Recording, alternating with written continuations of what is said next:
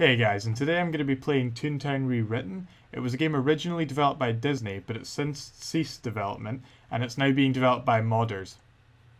So something I want to talk about is the difference between the fact that there's going to be people modding the game and the difference between it being run by a massive company that was Disney Online.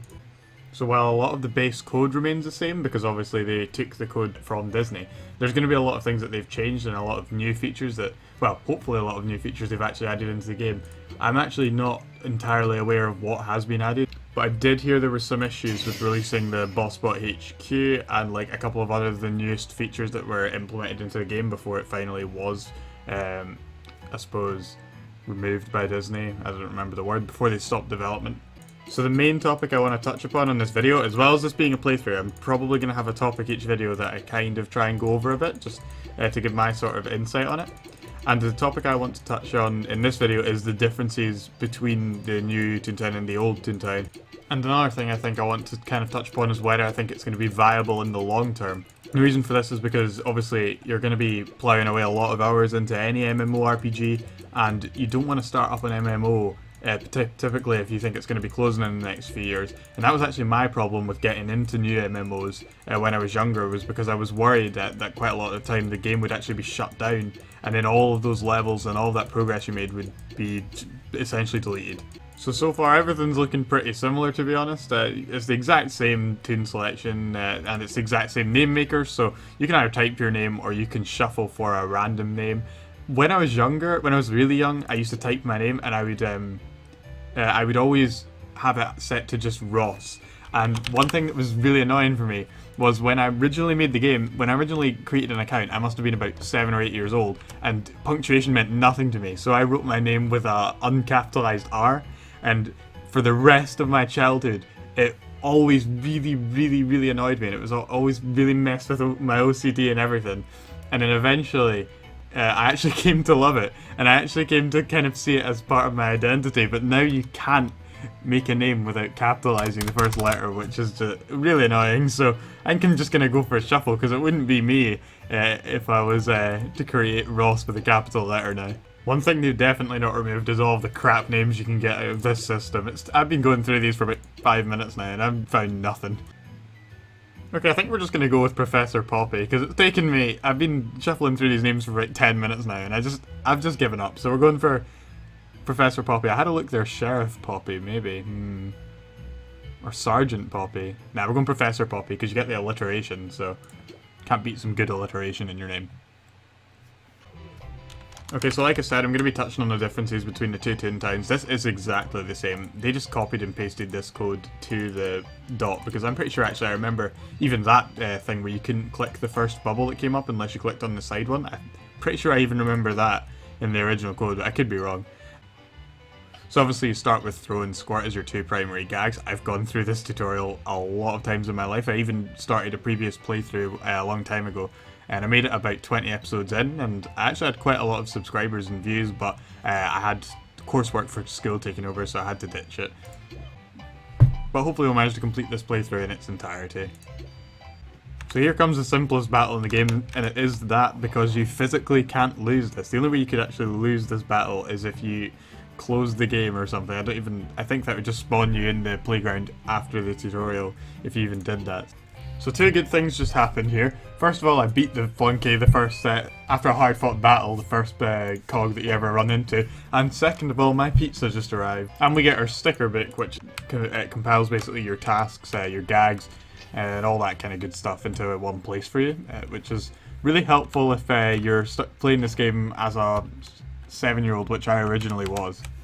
So here's a case of oversimplification, and it's also something that's extended from both the original game into the Toontown Rewritten, and that's speed chat. So basically you get a list of phrases which you can say to anyone, and you also get smart chat, I think it's called, or speed chat plus, and you can use that to say a list, at least if I remember it right, it was specific words. So you can say actual words, so for example spice you can say, but you can't say spick and stuff like that.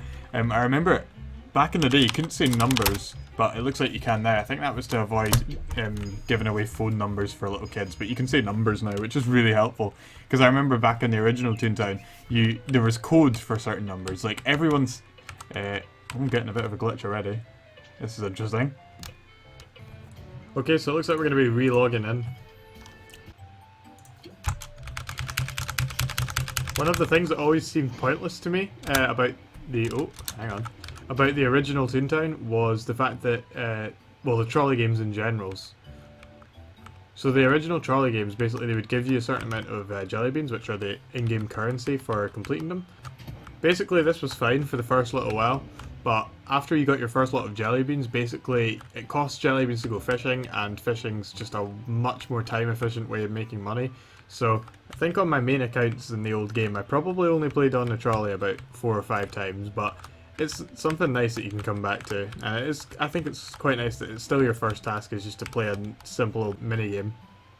I will say though that some of them are definitely easier than others, like this one, and I'm kind of glad I got this one because I can probably get the highest possible score if I can make this landing here, and then I'll have a good start in terms of money. So we're just kind of hoping that we land on that good yellow spot.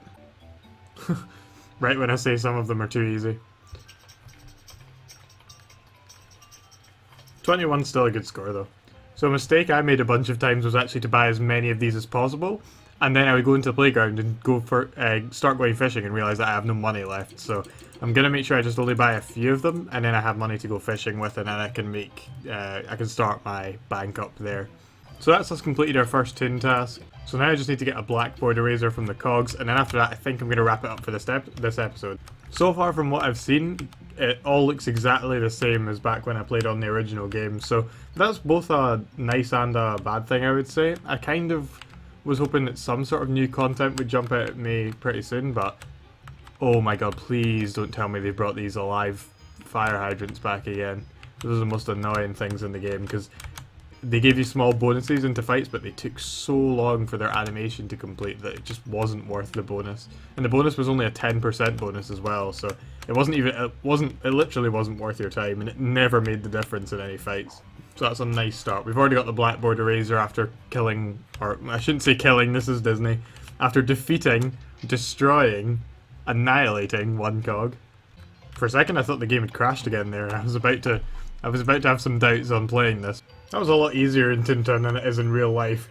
One of the things I did like about the original games is the fact that they ease you into every single concept of the game. The friendship system is sort of taught to you, so it's all kept simple in this, which is nice.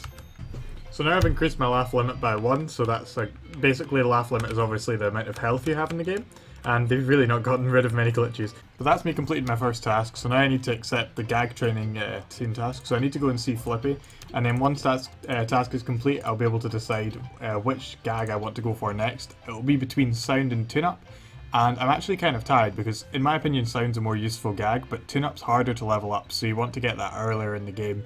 But I'll decide that next episode, so thanks for watching and I'll see you guys next time.